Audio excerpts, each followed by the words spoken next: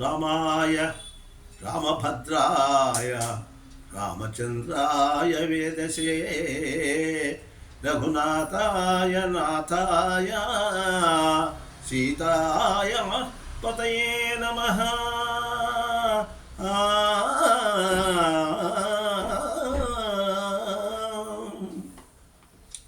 ప్రేక్షక మహాశైలకు శ్రోత మహాశైలకు శుభాభివందనలు. మనము ఈ ఎపిసోడ్ నుండి భోగి పండుగ గురించి తెలుసుకుందాము. ఈ భోగి పండుగ ప్రతి సంవత్సరము జనవరి నెలలో ఈ భోగి పండుగ వస్తుంది. ఈ సంవత్సరము అంటే 14/1/2026 తేదీ పుష్యశుద్ధ ఏకాదశి నాడు, బుధవారం నాడు ఈ యొక్క భోగి పండుగ మనము దేశమంతా శ్రద్ధాభక్తులతో జరుపుకుంటారు. ఈ భోగి పండుగ మరుసటి రోజే సంక్రాంతి వస్తుంది. ఇవి రెండు కూడా ఒకదాని తర్వాత వస్తుంది. ముందు భోగి పండుగ, తర్వాత సంక్రాంతి పండుగ దేశమంతా జరుపుకుంటారు. ఈ ఎపిసోడ్లో మనము భోగి పండుగ గురించి, దాని విశిష్టతల గురించి, ఎట్లా చేసుకోవాలా అనేటువంటి విషయాన్ని గురించి మనము ఇది తెలుసుకుందాం. సంక్రాంతి పండుగకు ముందు రోజున భోగి పండుగ అని ముందుగానే మనం తెలుసుకున్నాము. దక్షిణాయనానికి తర్వాత ధనుర్మాసానికి ఇది చివరి రోజు. అంటే ఇక్కడికి దక్షిణాయనము ముగిసిపోతుంది. అంతేకాకుండా ధనుర్మాసం కూడా ఈ పండుగతో ముగిసిపోతుంది. మరుసటి రోజు నుండి ఇక సంక్రాంతి అంటే మకర సంక్రాంతి స్టార్ట్ అవుతుంది అన్నమాట. ధనుర్మాసం వెళ్ళిపోతుంది కాబట్టి ఆ రోజున ఈ యొక్క భోగి పండుగను చేసుకుంటాం అన్నమాట. ఈ భోగి పండుగ నాడే శ్రీ రంగనాథ స్వామి గారు గోదాదేవిని పరిణయమైనటువంటి యొక్క రోజు కూడా ఆ రోజే అన్నమాట.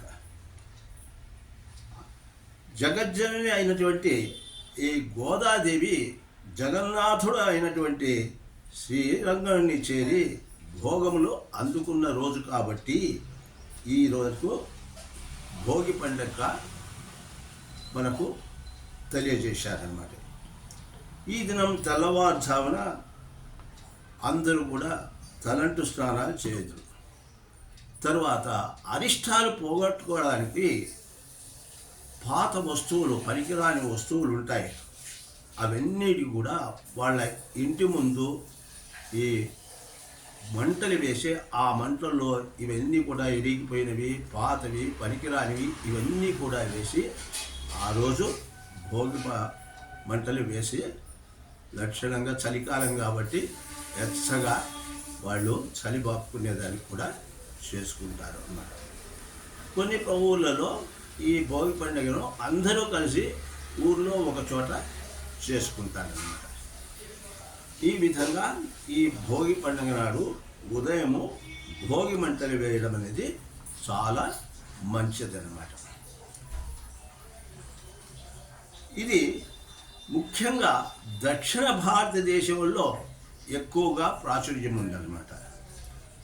ఒక్కొక్క చోట ఈ యొక్క భోగి పండుగను ఉత్తరాదిలో కూడా కొందరు చేసుకుంటారట. మరియు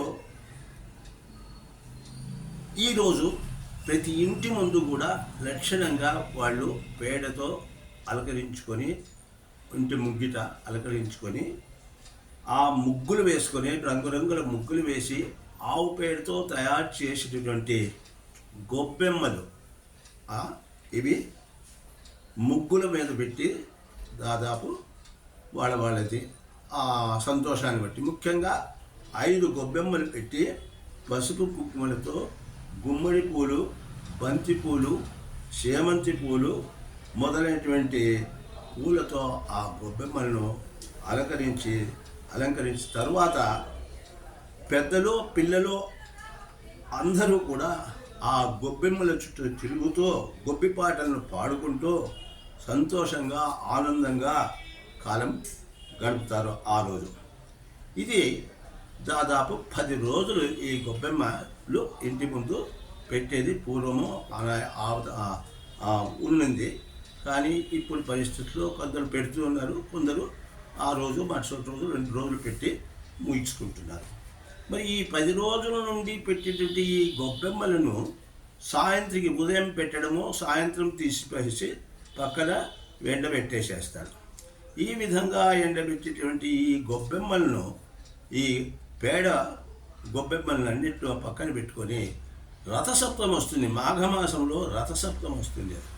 ఆ రథసప్తమి నాడు ఈ గొబ్బెమ్మ ఈలో ఎండిపోయినటువంటి ఈ గొబ్బెల మీద ఆ మంట వేసి దాని మీద పాయసం చేసి ఆ రథసప్తమి నాడు సూర్యునికి ప్రీతిగా ఇంట్లో దేవునికి నైవేద్యం చేయడం అనేది చాలా మంచిదన్నమాట. ఆ విధంగా ఆ రోజు ఆ పాయసాన్ని స్వీకరించడం వల్ల ఆ భగవంతుని యొక్క ప్రసాదం మనము స్వీకరించినటువంటి ఆ ప్రాప్తి కలుగుతుంది, ఎంతో పుణ్యం కూడా కలుగుతుంది. ఇంటి ముందు ఈ గొబ్బెమ్మలు పెట్టి చేసేయడం వల్ల ఏమవుతుంది అని అంటే, ఆ గొబ్బెమ్మలు పెట్టడం వల్ల ఆ ఇంటిలో లక్ష్మీదేవి కళకళలాడుతుంది, తాండవిస్తుంది. మరియు అంతేకాకుండా ఇంట్లో వాళ్లకు ఆరోగ్యములు అన్నీ కూడా చేకూరుతాయి. అంతేకాకుండా ఇంట్లో అటువంటి కష్టాలన్నీ కూడా తొలగిపోతాయి అని కూడా చెప్తారన్నమాట. ముఖ్యంగా ఈ రోజు ఈ భోగి పండుగ నాడు ఆడవాళ్ళు ముత్తైదువులకు భోగి వాయనం ఇస్తారన్నమాట. ఈ విధంగా ఈ యొక్క భోగి పండుగ నాడు ముత్తైదువులకి ఇచ్చేదానివల్ల వాళ్ళ యొక్క పసుపు కుంకుమలో ముత్తైదుతనము 5వ తనము బాగా ఉంటుందని పురాణంలో తెలిపింది. ఓం స్వస్తి.